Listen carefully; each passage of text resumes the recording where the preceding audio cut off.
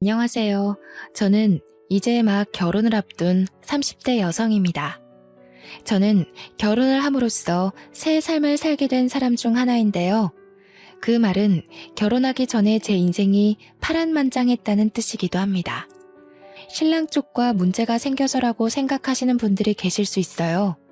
그러나 아쉽게도 제 문제는 시댁 쪽이 아닌 친정 쪽에 있네요. 결혼을 앞둔 여성들의 고민을 들어볼 때면 시댁으로부터 겪는 갈등이 주된 이유던데 나쁜 시댁을 만났다면 그 또한 공감이 되는 고민이라 생각합니다. 그러나 저는 말씀드렸다시피 시댁이 아니라 친정이에요. 태어나자마자 성장 과정을 함께한 가족한테서 받는 갈등은 제 평생을 좌지우지할 만큼 큰 문제거리지 않나 싶습니다.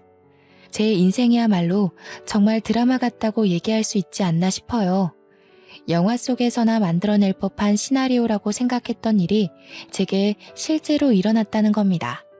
지금부터 들려드릴 제 사연이 전부 거짓 같겠지만 놀랍게도 실화라는 걸 염두하면서 감상해 주시길 바랄게요.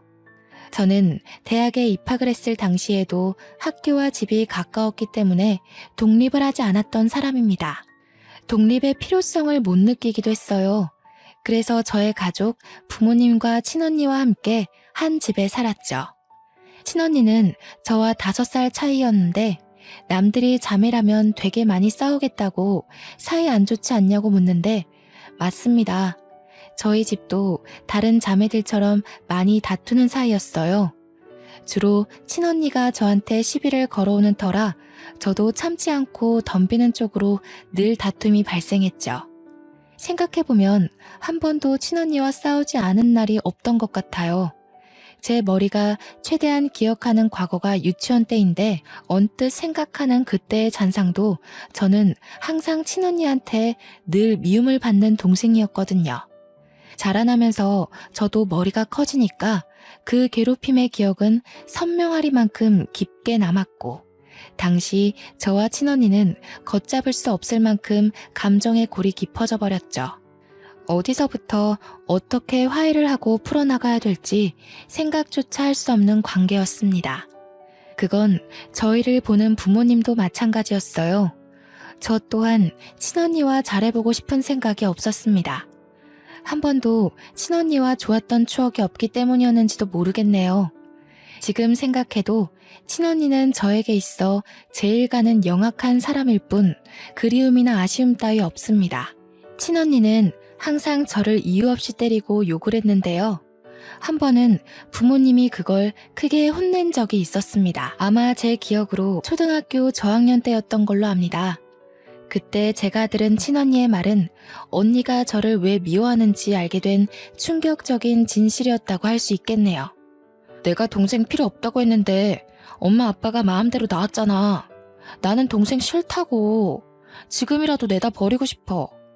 나중에 우리가 크면 다은이만 좋아하고 나는 거들떠도 안 볼 거잖아. 그래서 지금도 나만 혼내고 있는 거 아니야? 그런 거 아니래도 엄마 아빠는 너랑 다은이 똑같이 좋아해. 근데 네가 자꾸 다은이 못 살게 구니까 엄마 아빠가 너를 혼내는 거야. 네가 언니로서 다은이를 잘 챙겨야지. 싫어. 내가 왜? 나는 다은이 평생 동생으로 인정 안 할 거야. 내 입장에선 다은이가 주어온 년이야. 앞으로 무슨 일이 생기든 나한테 다은이는 주어온 동생일 뿐이라고. 그날 친언니가 아빠한테 굉장히 많이 혼이 났는데요. 친언니의 모진 말은 저를 기죽게 만들기 충분했습니다. 그 이후로 부모님한테 혼날 때마다 친언니는 저를 찾아와서 보복했어요. 저 때문에 부모님이 자기를 미워한다고 매일 눈앞에서 사라지라는 말과 함께 꼭 같이 겸하는 욕이 바로 주어온 년이라는 거였습니다. 처음에는 그 말에 기가 죽어서 친언니한테 욕만 들으면 울기 바빴거든요.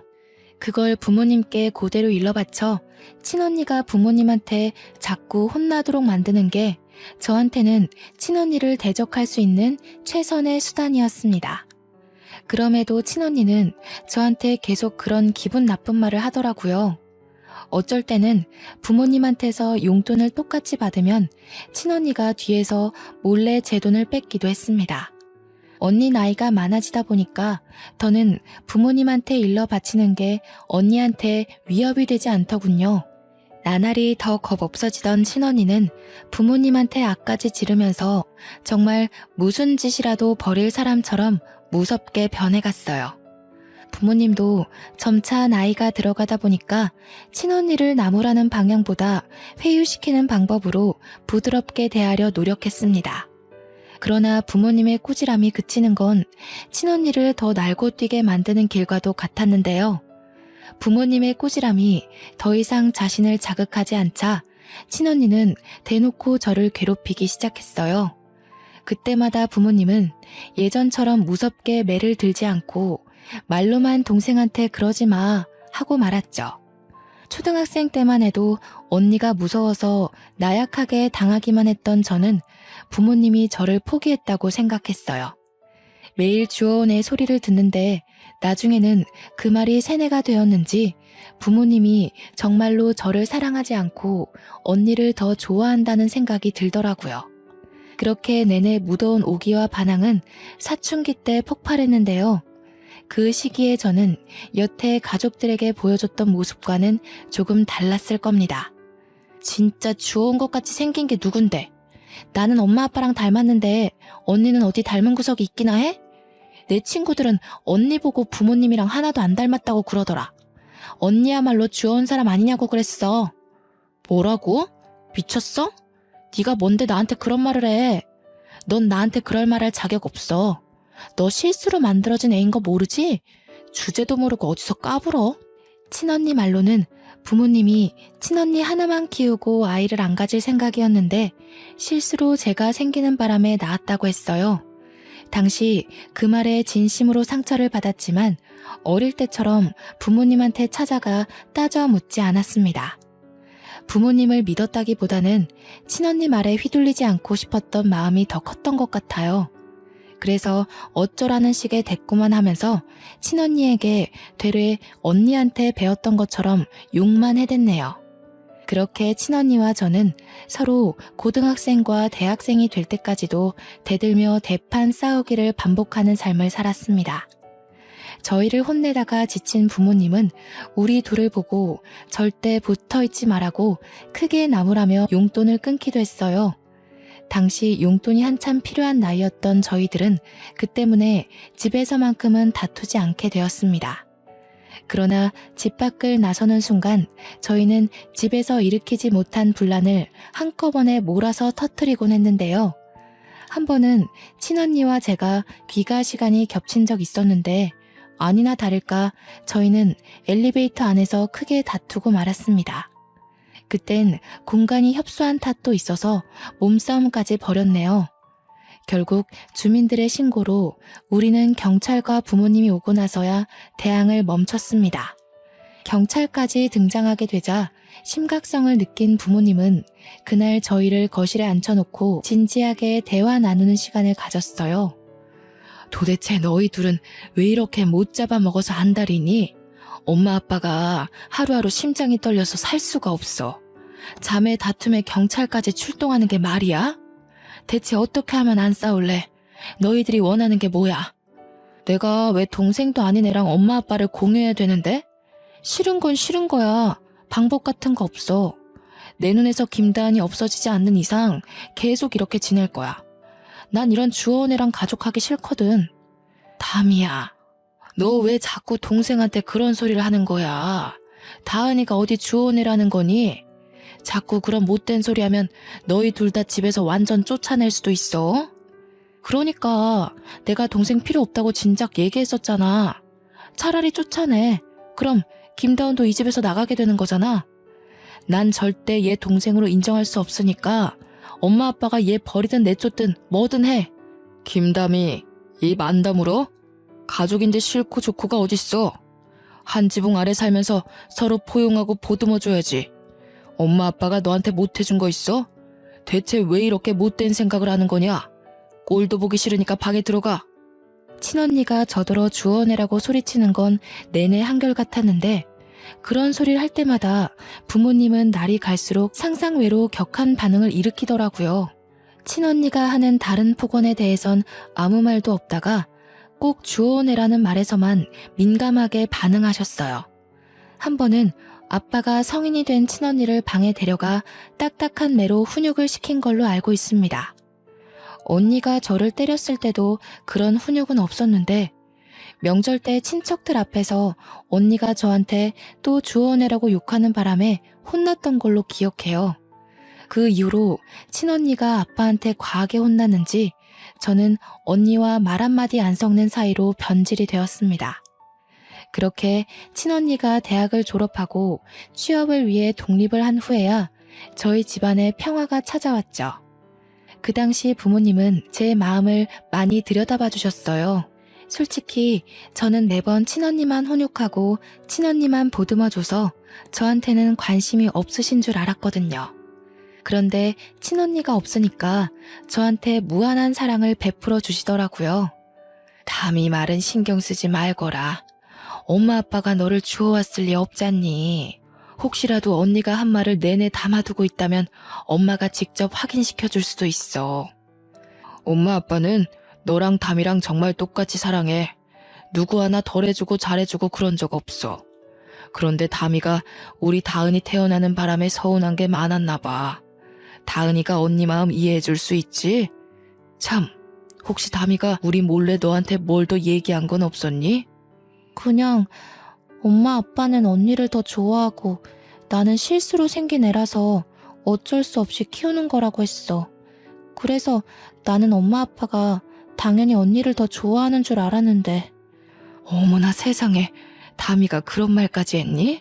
아휴, 여보, 우리 첫째를 어쩌면 좋아. 담이가 왜 그렇게 심술을 부릴까? 우리가 담이한테 얼마나 많은 노력을 했는데. 친언니가 있을 때는 부모님의 심정이 어떤지 솔직히 생각해 볼 겨를조차 없었습니다. 그런데 친언니 없는 집안에서 부모님의 민낯은 그 어느 때보다 허약하고 언니에 대한 두려움을 가지고 있더라고요. 처음엔 친언니의 폭주족 같은 질주 본능이 무서워서 그렇게 친언니 걱정을 하는 건 줄 알았습니다. 저도 언니를 맞서 싸우고 대들긴 했지만 친언니가 무섭긴 했거든요. 그래서 부모님이 언니 걱정하는 걸 저는 그냥 시원찮게 넘겨버렸어요. 또 괜히 저까지 부모님께 걱정을 얹어주고 싶지 않아서 뭐든 더 혼자 해내려고 했었습니다. 그렇게 조용한 가정이 유지되던 어느 날 친언니는 명절 때도 잘 나타나지 않다가 결혼할 남자가 생겼을 때야 얼굴을 비췄는데요. 그때가 제가 대학을 졸업했을 때였어요. 친언니 상견례 때에 부모님이 저더러 오지 않는 게 좋겠다고 해서 저는 일부러 참석하지 않았습니다. 친언니와 고등학교 이후로 만난 적이 없어서 다툼은 따로 없었지만 남자를 데리고 오랜만에 나타난 언니가 저에겐 인사도 안 하는 걸 보고 아직도 나한테 남은 앙금이 그대로구나 싶어 저도 굳이 상견례에 따라가고 싶지 않더라고요. 친언니 결혼식에만 눈에 안 띄게 참석했고 언니한테 축하 인사도 안 하고 나왔습니다. 이후 저는 취업에 성공해서 친정을 나오게 되었는데요. 직장 가까운 곳으로 독립을 하기 시작했습니다. 부모님이 친언니가 독립할 때와 달리 저를 알뜰히 살뜰히 챙기는 모습이었어요.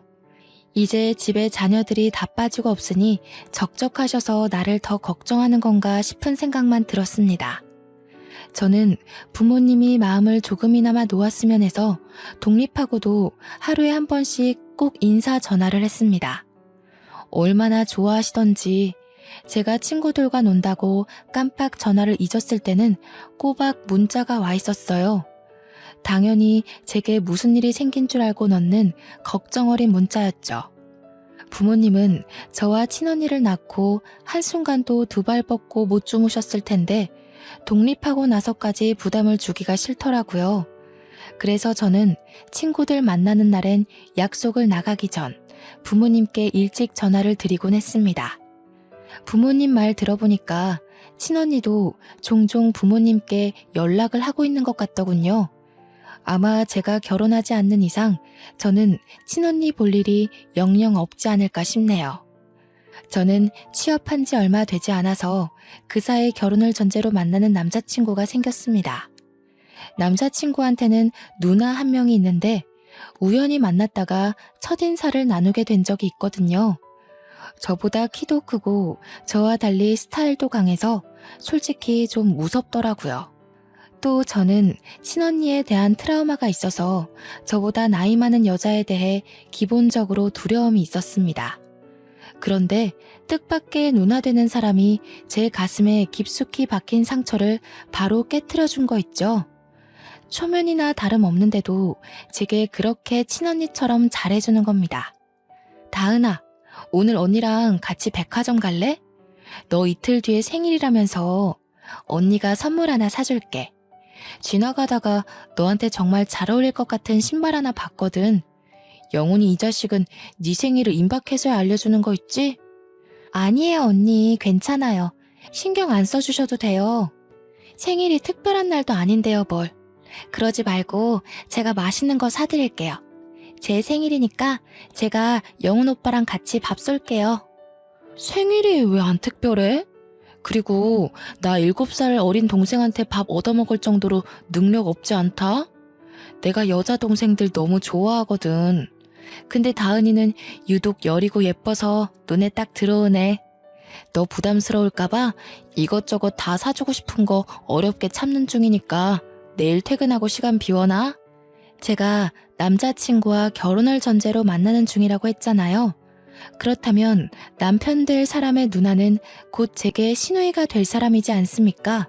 시누이면 소문으로만 듣길 우리 친언니 못지않게 성가신 존재라고만 알고 있었는데 의외로 예비 형님은 완전 다른 존재더라고요. 친언니한테도 못 받아본 마음을 형님한테 받으니까 제가 더 몸둘 바를 모르겠고 언니의 사랑은 어떻게 받는 건지 어색해 미치는 줄 알았습니다. 그럼에도 한편으론 굉장히 좋고 든든한 기분인 거 아니겠어요? 제 곁을 지켜주는 남편의 존재와는 완전 다르게 제 편이 생긴 느낌이었습니다. 저희 집이 그래도 좀 넉넉한 편이라서 제가 마냥 남편한테 받기만 하는 사람은 아니었는데요. 형님이 너무 많이 뭘 해주니까 저도 가만히 있기 그래서 한날은 형님 생일 때 명품 하나를 선물로 사줬습니다. 어머나, 다은이가 사회생활 할 줄 아네? 아무리 그래도 그렇지 이렇게 비싼 걸 주면 어쩌니? 언니가 다은이 등골 빼먹는 건 아닌지 몰라. 주위에서 애기 돈 뺏었다고 욕먹으면 어떡하나? 언니가 저한테 해준 게 얼만데요. 이건 약과죠. 앞으로 가족이 될 사이기도 하니까 언니한테 주는 선물은 남자친구한테 주는 것보다 더 아쉽지 않아요. 내 동생이 여자친구 하나는 거물로 잡았네. 혹시라도 영훈이가 너 못살게 굴면 이 언니한테 말해. 언니가 다신 찍소리 못하게 바로 처단해줄게. 당시 형님과 저는 얼마 만난 사이도 아니었는데 그저 형님이 제 친언니였으면 좋겠다 생각한 적이 한두 번이 아닙니다. 그만큼 형님이란 존재가 제게 색다른 감정을 깨우치게 만들었다는 거죠. 남편도 제게 하루빨리 결혼하자고 조르던 시기였고 저 또한 시댁의 분위기가 너무 마음에 들었기에 결혼을 늦출 필요는 없다고 생각했어요. 그래서 친언니가 결혼한 지 1년 반 만에 저도 결혼을 마음먹게 되었는데요. 제가 결심하고 부모님께 처음으로 알려야겠다고 준비하고 있던 그 시기에 뜻밖의 큰 고비가 찾아왔습니다. 친언니를 이렇게 빨리 다시 보게 될 줄은 몰랐는데 결혼식 때 보고 바로 다음 해에 만나게 된 셈이었어요. 그 이유가 바로 저희 부모님이 등산길에 미끄러져 사고를 당했다는 소식 때문이었습니다. 주말이었기 때문에 연락받은 저는 급하게 병원으로 향했어요. 제가 병원에 도착했을 땐 이미 언니와 형부가 와 있었고 부모님은 생을 마감한 뒤였습니다. 뭐예요? 형부, 우리 엄마 아빠 어떻게 된 거예요? 왜 엄마 아빠가 돌아가셔요? 제가 어제만 해도 통화를 했단 말이에요. 분명 어제까지 나한테 일하느라 고생했다고 주말에 반찬 챙겨서 온다고 그랬단 말이에요. 거짓말이죠. 거짓말이라고 해주세요. 미안해 처제. 우리도 연락받고 놀라서 달려왔어. 다른 등산객이 발견하고 신고해줬대. 그래도 병원 올 때까지는 숨이 붙어 있었다는데 수술 과정에서 그만 돌아가셨어. 형부의 말을 듣는데 하나같이 믿을 수 없는 말만 하는 탓에 저는 주저앉아 오열을 했습니다. 그래도 사람이었던 건지 친언니도 눈물을 보이긴 했는데요. 그렇다고 저를 들여다봐주는 건 아니었고요. 형부가 정신 못 차리는 저를 대신 챙겨주었습니다. 장례식 때도 친언니와 저는 대화 한 번 나눈 적이 없었어요. 거의 형부랑 제 예비 남편을 통해서 필요한 말만 전하고 들었을 뿐이었어요. 그렇게 장례를 마무리하고 친정집에서 친언니와 형부를 나란히 마주하게 되었는데요. 그날 저는 친언니에게 아주 충격적인 말을 듣게 됩니다. 우리 부모님 재산이 왜 피 한 방울 안 섞인 너한테 가야 하는데? 이제 엄마 아빠 없으니까 알려주는 건데 너 우리 식구 아니야. 입양아야. 뭐라고? 뜬금없이 그게 무슨 말이야. 엄마 아빠는 그런 말 없었는데. 나더러 태어나줘서 고맙다고 생일 때도 꼭 그렇게 축하해줬어. 이젠 하다하다 그런 소리까지 지어내는 거야? 네가 세상에 태어나긴 했으니 축하는 해줘야 되지 않겠니? 그게 엄마 뱃속만 아니었을 뿐이지. 이제 알았으면 이 정도도 감지덕지하고 받아. 그리곤 다신 얼굴 마주하는 일 없도록 하자. 가족도 아니고 엄마 아빠도 없는데 얼굴 보는 거 더 이상 껄끄럽잖아? 친언니는 제게 어떤 종이 한 장과 돈봉투를 내던졌습니다.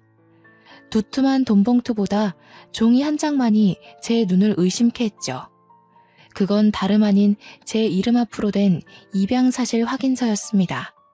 30여 년 가까이 이 사실을 모르고 있다가 부모님이 돌아가시고 나서 알게 된 저의 실체인 셈이었죠. 너무 충격이라서 그 확인서만 뚫어져라 보면서 아무 말도 못하고 있는데 친언니가 마지막 말로 제게 쐐기를 박더라고요. 엄마 아빠도 널 가여워해서 그만큼 키워놓은 거야. 근데 사람이라는 게 참 그렇다?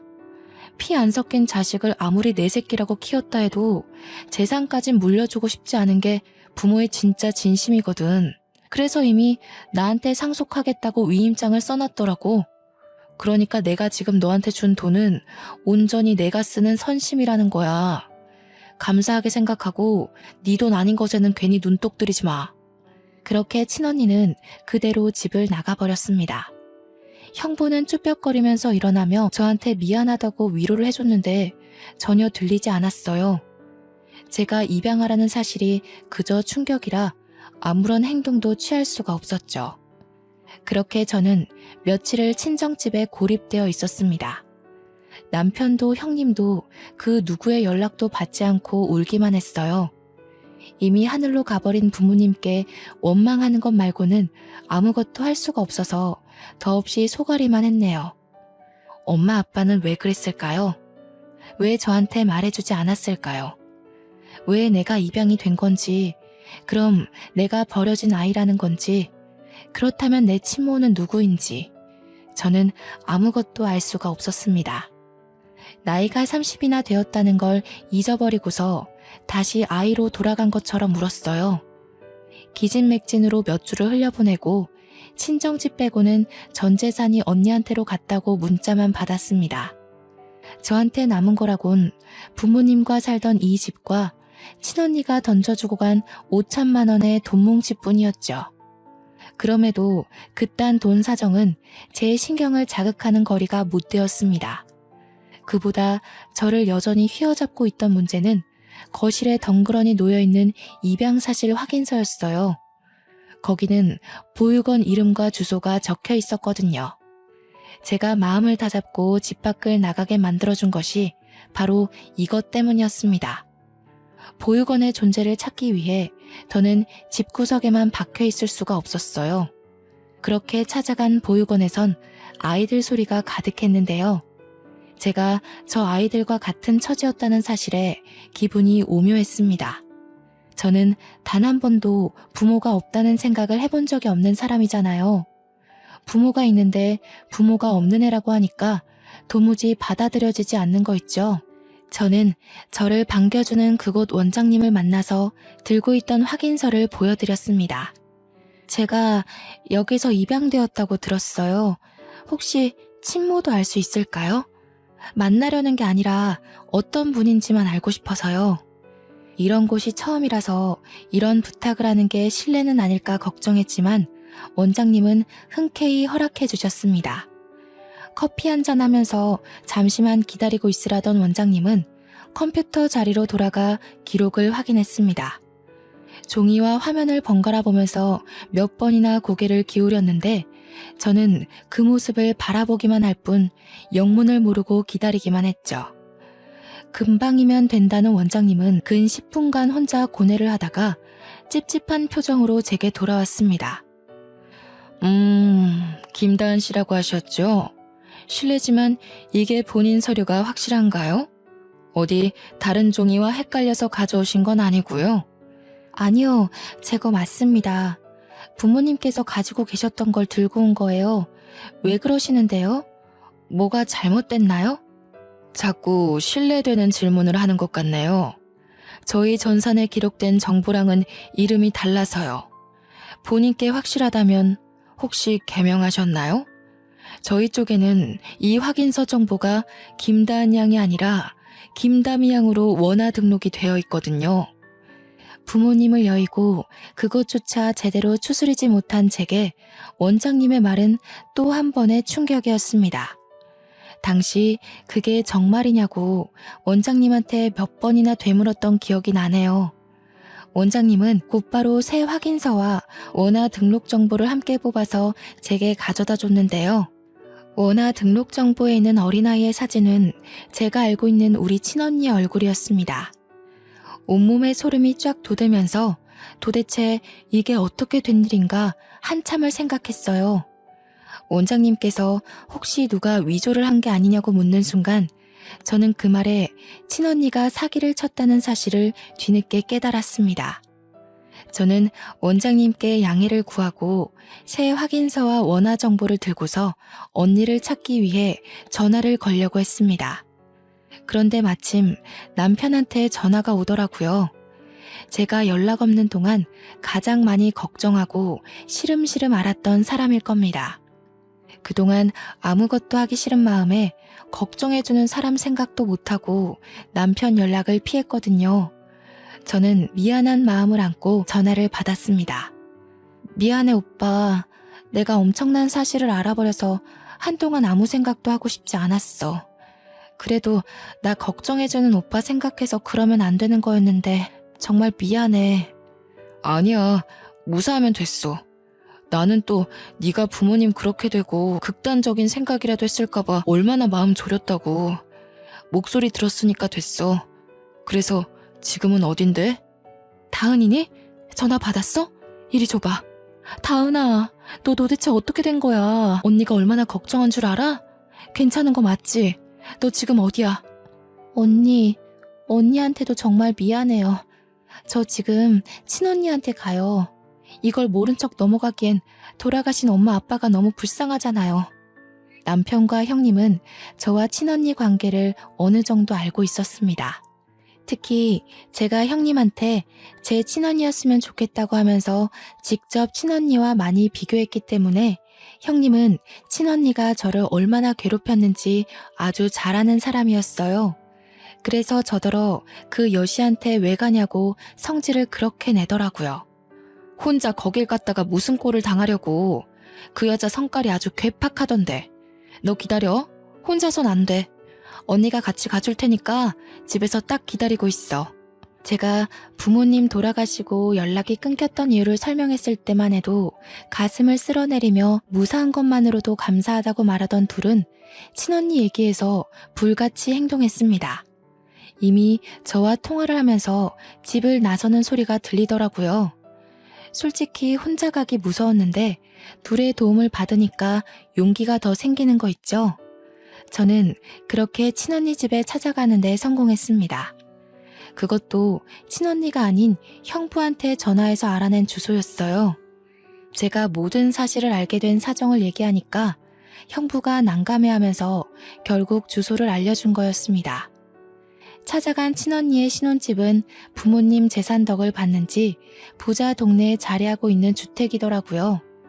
문도 형부가 열어줬던 터라 친언니는 아예 영문을 모르고 있었나 봅니다.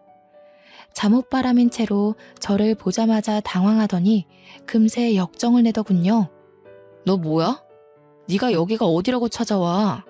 내가 다신 내 눈앞에 거슬리지 말랬지. 우리 더는 이렇게 마주할 식구 아니라고 했을 텐데. 설마 재산 못 받은 게 억울해서 온 거니? 내가 너한테 고작 그것만 억울하겠어? 부모님 돈으로 이렇게 좋은 집 얻어 살면서 양심의 가책 한 번도 느낀 적 없니? 내가 진짜 궁금해서 그래. 너 양심은 있긴 해? 지금 너라고 했어? 내가 너보다 5살은 많아. 건방진 게 감히 예의도 모르고. 여보, 당신이 문 열어줬어? 미친 거야? 내가 전현 찾아오면 상종도 하지 말고 경찰에 신고하랬잖아. 다은이가 다 알고 왔대. 내가 이럴 줄 알았어. 그러니까 솔직하게 밝히자고 했지. 작은 일도 아니고 어떻게 손바닥으로 하늘을 가리겠어. 형부는 이미 자포자기 상태였고 친언니는 그런 형부를 밀치며 무작정 저한테 다가오더니 제 어깨를 확 밀어버렸습니다. 뒤로 넘어지려는 걸 남편이 붙잡아주는 덕에 다치진 않았네요. 그때 저 대신 나서서 친언니를 사정없이 밀어버린 사람은 다름 아닌 형님이었습니다. 이 우라질년이 어디에 그 더러운 손을 대? 네가 그동안 우리 다은이 괴롭힌 주원년이니? 어쩜 생긴 것도 사돈 어른이랑 이렇게 딴판인지 몰라. 사돈 어른 사진만 봐도 우리 다은이가 아니라 너 같은 게 주원 자식이라는 거 세상 사람들이 다 알겠더라. 친언니보다 형님이 2살은 더 많았는데 형님도 친언니 못지않게 한 성깔 한다고 남편으로부터 듣기만 했거든요. 당연히 저는 그런 무서운 형님의 모습을 아직 본 적은 없습니다. 제겐 늘 다정하고 털털하기만 한 사람이었으니까요. 뭐야 이 여자는? 김다은, 아주 꼴값을 떤다. 왜? 혼자로 안 될 것 같으니까 지원군이라도 끼고 온 거니? 네가 여기서 뭘 더 할 수 있을 것 같은데? 안간힘을 써봤자 결국 네가 얻을 수 있는 건 아무것도 없어. 어처구니가 없네. 태생부터 거짓투성이라 그런지 생각하는 꼬락선이 마저 저렴하기 짝이었구나. 너 같은 것들 때문에 착하고 선한 아이들이 고아라는 이유로 오해를 받는 거야. 뭐라고? 아까부터 이 여자는 누군데 남의 일에 끼어들어서 간섭이야. 김다은이 돈 주고 깽판 좀 쳐달라 부탁하던가요? 할 일 없으세요? 그래, 나 할 일이 너무 없어서 내 동생 지키는데 아주 혈안이 된 사람이다. 누가 우리 착한 다은이 피 빨아먹고 있다는 소문을 들었거든. 사기꾼 한 명 끌어내려고 냉큼 쫓아왔어. 형님이랑 친언니가 서로 덤비며 싸우려는 걸 형부와 남편이 말리느라 집안이 순식간에 난장판이 되었습니다. 그때 저는 친언니에게 다가가 제가 알고 있는 모든 사실을 밝히며 따져들었죠. 내가 입양하라고? 드라마 너무 많이 본 거 아니야? 요즘 세상에 그딴 거짓말을 하고도 언니가 무사할 것 같았어? 언제까지 숨길 수 있을 거라 생각했는데 형부가 미리 언지를 주지도 않았는지 친언니가 제 고백에 살짝 당황하더라고요. 그러나 그도 잠시 곧장 발뺌하며 오히려 적반하장식으로 나오길래 저는 가방에서 꺼낸 서류를 친언니 얼굴에 던져버렸습니다. 이래서 나를 그렇게 괴롭혔니? 뭐가 그렇게 셈이 나서? 너 도대체 뭐하는 인간이니? 우리 부모님 관심이 목적이었던 거야? 아니면 재산이 목적이었던 거야? 네가 이런 짓을 벌이고도 과연 하늘에 계신 부모님께서 곱게 눈 감아줄까? 그래서 네가 사실을 다 알았다고 해도 달라지는 건 없어. 이미 부모님은 나를 자식으로 인정했고 재산도 나한테 다 상속했잖아. 너야말로 이 재산이 탐나서 다 파헤치고 행패 부리는 거 아니야? 경찰 부르기 전에 당장 꺼져. 그래, 경찰 불러. 나도 네가 사기치고 부모님 재산 빼돌린 거랑 이 서류 조작해서 일 꾸민 거랑 싹 다 고발할 거야.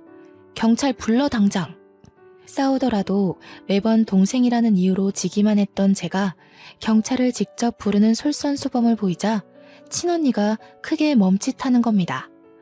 그리곤 바로 형부를 뿌리치고 저를 덮쳤어요.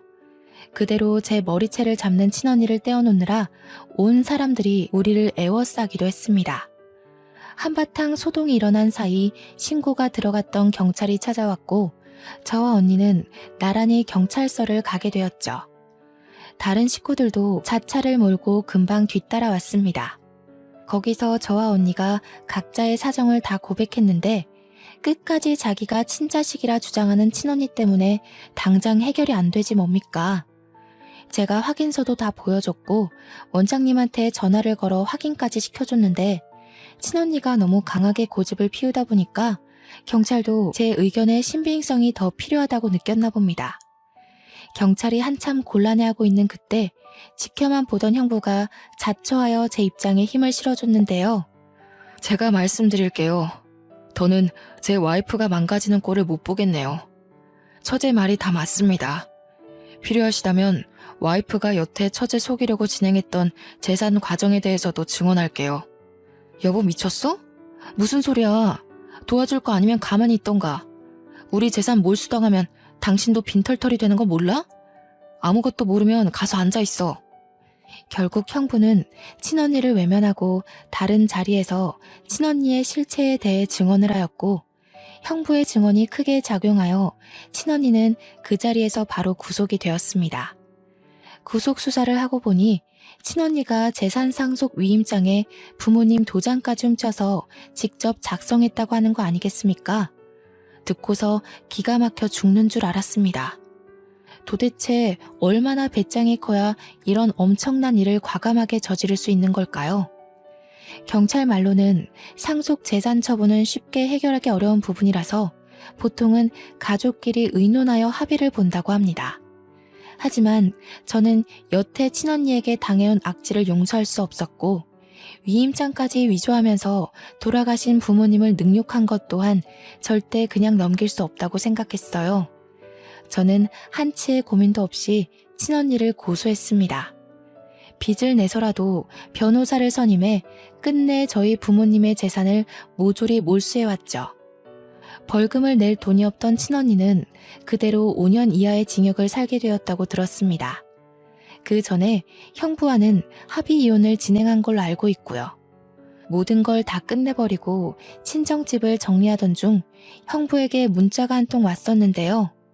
그동안 미안했다고 어른으로서 창피한 짓을 저질렀다며 사과하는 내용이더라고요. 그리고는 형부와도 연이 끊어졌습니다. 친정집을 부동산에 내놓고 정리할 때까지 제 옆을 든든하게 지켜준 예비 남편과 본격적으로 결혼 준비에 돌입했는데요. 남편이랑 형님이 힘든 일을 한꺼번에 치룬 저를 위해서 가족보다 더 따뜻한 손길을 내밀어 주었어요. 부모님을 여의고 제가 과연 이 넓고 험한 세상을 버티며 살아갈 수 있을까 무섭기도 했거든요. 제 옆에 남편과 형님이 있다는 걸 잊고 바보같이 고민을 하고 있었던 겁니다. 시댁 식구는 저에게 무엇보다 감사한 새 울타리가 되어주었습니다. 결혼을 하고 시댁으로 합가를 하여 신혼을 시작했는데 시댁에 직접 들어가 살다 보니까 남편과 형님의 훌륭한 인품이 시부모님을 그대로 빼닮았다는 게 느껴지더라고요. 시부모님께서도 저의 사정을 아시고 얼마나 딸처럼 아껴주는지 모릅니다. 그래도 명색에 제가 며느리인데 집안일에 손도 못 대게 하는 거 아니겠습니까? 어머님, 그건 제가 들게요. 어머님 허리 안 좋다고 들었어요. 화분 무게도 보통이 아닌데 그걸 어떻게 혼자 들려고 그러세요. 제가 해드릴게요. 아유 됐다 아가. 손도 조그만 해서는 내가 아무리 허리가 아파도 너보다는 힘이 많다. 정 몸이 쑤시면 가서 분무기에 물 좀 받아다 주겠니? 어디 시어머니뿐만이었겠어요? 형님마저도 선뜻 나서서 조그만한 애기가 무슨 일을 하냐면서 못하게 하거든요. 아버님은 원래부터 제게 이래라 저래라 안 하시던 분이라 그저 이런 분위기를 당연하게 지켜만 보시는 거 아니겠습니까? 저더러 그냥 소파에 앉아 있어도 된대요. 시무랑 형님이 주방에서 식사를 차리는데 며느리인 제가 거실에 앉아 있는 거 이상한 그림이잖아요. 그런데 시댁 식구 전부가 저더러 그러라고 한다니까요. 물론 너무 과분한 애정이라 하루하루 행복하지만 저 또한 시댁에게 도움이 되는 구성원이고 싶단 말입니다. 그래서 최근 찾은 방법이 묻지 않고 알아서 집안일에 손을 대는 것이었어요. 현재 눈치껏 며느리 노릇 중에 있습니다. 형제를 잃고 부모님을 잃고 세상에 홀로 남은 저를 기꺼이 품어준 시댁 식구들이 얼마나 감사한 존재입니까? 하늘에 계신 부모님께서 늘 그렇듯 제 걱정을 많이 했을 텐데 아마 시댁 식구들의 심정을 알고 이제 그만 안심하고 있지 않을까 싶습니다. 한편으론 부모님께 죄송하기도 하네요. 저한테는 친언니가 무척 미운 존재였으나 부모님께는 그래도 아픈 손가락 같은 자식이었을 거 아닙니까? 친언니가 감옥살이를 하게 된 것에 대해 마음이 무거울 수도 있겠다는 생각이 들기도 했습니다. 그 생각만 하면 저 또한 마음이 좋지 않은데 그럴 때마다 제가 무척 사랑하는 남편이 제 기분을 눈치채고 말없이 안아주더라고요. 그러면서 내 잘못 아니라고 자꾸 괴로워하면 자기가 장인어른 장모님 볼낯이 없다면서 저를 달래줍니다. 아마 남편이 있었기에 뭉그러진 제 마음이 금세 활기를 되찾지 않았나 싶어요. 지금은 너무 행복하게 아이 준비를 하고 있거든요. 하고 있던 일도 잠시 휴직 들어갔습니다. 올해 안으로 아이를 계획 중인데 얼른 좋은 소식이 왔으면 좋겠네요. 아이가 태어나면 또 다른 기쁨 속에서 하루하루 살게 되겠죠. 그날이 너무 기다려집니다. 어쩌다 생길 수 있는 기상천외한 일이 왜 하필 제 삶에 찾아왔는지 모르겠습니다. 솔직히 많이 힘들었고 모든 게 무너져 내리는 듯한 느낌에 제 인생을 많이 탓했었거든요. 그러나 긴 인생살이에 추운 겨울만 있는 건 아니라고 겨울이 끝나면 반드시 다가올 봄날이 있다는 걸 깜빡 잊고 있었습니다. 그간의 겨울이 너무 춥고 길었던 탓이겠죠. 그래도 이제는 인생에 봄, 여름, 가을, 겨울이 있다는 걸 알아버려서 춥고 싫은 겨울을 또다시 마주하게 될 거라는 각오를 당연하게 생각하고 있습니다. 겨울이 당연하다면 봄이 오는 것 또한 당연지사가 아니겠어요? 그러니까 모두들 내 인생의 겨울이 길고 막막하게 느껴질지라도 그만큼 따스한 봄날에 차츰 다가가고 있다는 사실을 꼭 기억하셨으면 좋겠습니다. 이 세상에 풍파만 가득한 삶은 없거든요. 하고 싶은 말이 많아서 이 글을 과연 하루 안에 끝마칠 수 있을까 걱정했는데 나름 글을 잘 정리했더니 마지막 인사까지 적당한 분량으로 마칠 수 있을 것 같습니다. 사연을 작성하는 동안 또다시 떠올린 과거는 아직도 마음이 아릴 만큼 선명한 아픔이지만 이 기회가 저한텐 너무 뜻깊은 시간이었어요. 앞으로 저는 강한 엄마가 되기 위해 계속해서 이 상처를 극복해 나갈 것입니다. 우리 모두 굳센 사람이 됩시다. 지금까지 제 이야기 들어주셔서 너무 감사드립니다.